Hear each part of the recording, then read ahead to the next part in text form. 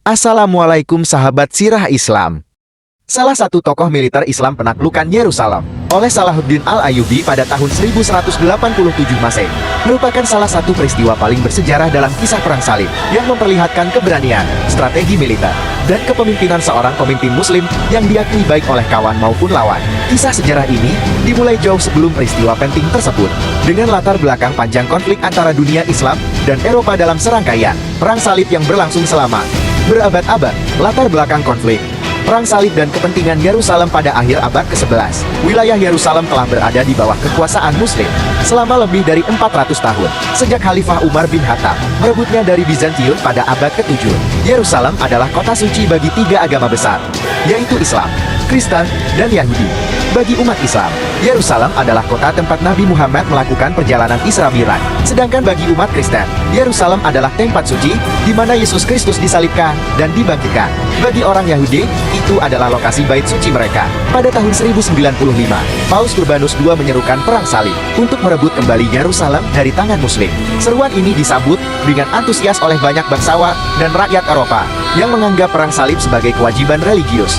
Dalam perang salib pertama, tahun 1096 sampai tahun 1099, pasukan Kristen berhasil merebut Yerusalem pada tahun 1099 dan mendirikan kerajaan Yerusalem. Namun, kota itu tidak pernah aman karena wilayah-wilayah Muslim di sekitarnya selalu melakukan perlawanan. Selama beberapa dekade berikutnya, dinasti-dinasti Muslim, baik Sunni maupun Syiah, saling bersaing dan tidak mampu bersatu untuk melawan kekuasaan tentara salib. Namun, ini berubah dengan munculnya tokoh-tokoh seperti Nuruddin Zaini dan kemudian Salahuddin Al-Ayyubi yang bertekad untuk menyatukan dunia Islam dan merebut kembali Yerusalem. Salahuddin Al-Ayyubi lahir di Tikrit pada tahun 1137 dalam keluarga militer Kurdi yang melayani dinasti Zaini. Pada masa mudanya, Salahuddin menunjukkan bakat dalam strategi militer dan mulai bertugas di bawah pamannya, Shirkuh, yang merupakan jenderal bagi Nuruddin Zaini, penguasa Muslim di Aleppo, pada tahun 1169. Setelah serangkaian kampanye militer, Salahuddin diangkat sebagai wazir Perdana Menteri di Mesir, yang pada saat itu dikuasai oleh dinasti Fatimiyah, yang beraliran Syiah. Setelah kematian Nuruddin pada tahun 1174, Salahuddin secara bertahap mengambil alih kekuasaan di Surian dan Mesir, sekaligus menegakkan kembali ajaran Sunnah di Mesir. Setelah mengakhiri kekuasaan Fatimiyah, Salahuddin menunjukkan kecerdikan politik dan keterampilan diplomatik dalam menyatukan dunia Muslim yang terpecah, terutama dengan berhasil menyatukan kekuatan Sunni dan Syiah di bawah kepemimpinannya.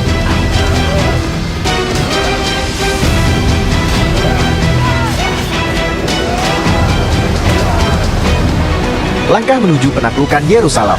Salahuddin tidak segera menyerang setelah ia berkuasa. Ia menyadari bahwa kemenangan membutuhkan persiapan yang matang, dan bahwa keberhasilannya bergantung pada persatuan dunia Muslim. Dia memulai dengan menaklukkan benteng-benteng tentara salib di sekitar Yerusalem dan mengonsolidasikan kekuatannya di seluruh wilayah Mesir, Suriah, dan sebagian besar wilayah yang sekarang dikenal sebagai Irak.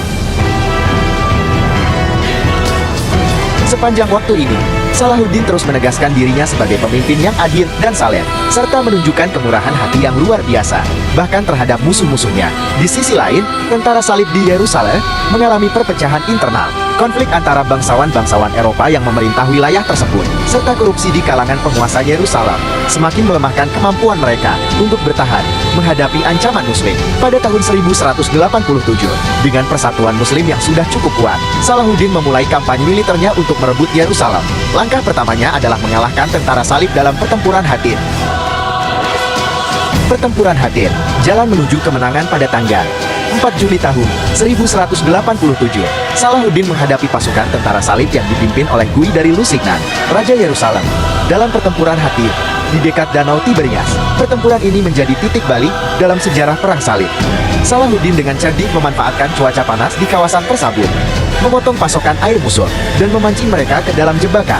Tentara salib yang sudah kelelahan dan kehausan dikepung oleh pasukan Salahuddin. Pertempuran berakhir dengan kekalahan total bagi tentara salib. Sebagian besar pasukan tentara salib terbunuh dan ditangkap, termasuk Raja Gui sendiri. Selain itu, relikwi salib sejati yang dianggap suci oleh umat Kristen juga jatuh ke tangan Salahuddin, memperlemah semangat para pembela Yerusalem.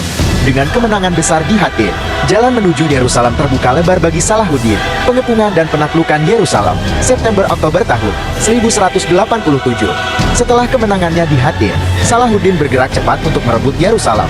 Ia mengepung kota itu pada bulan September tahun 1187.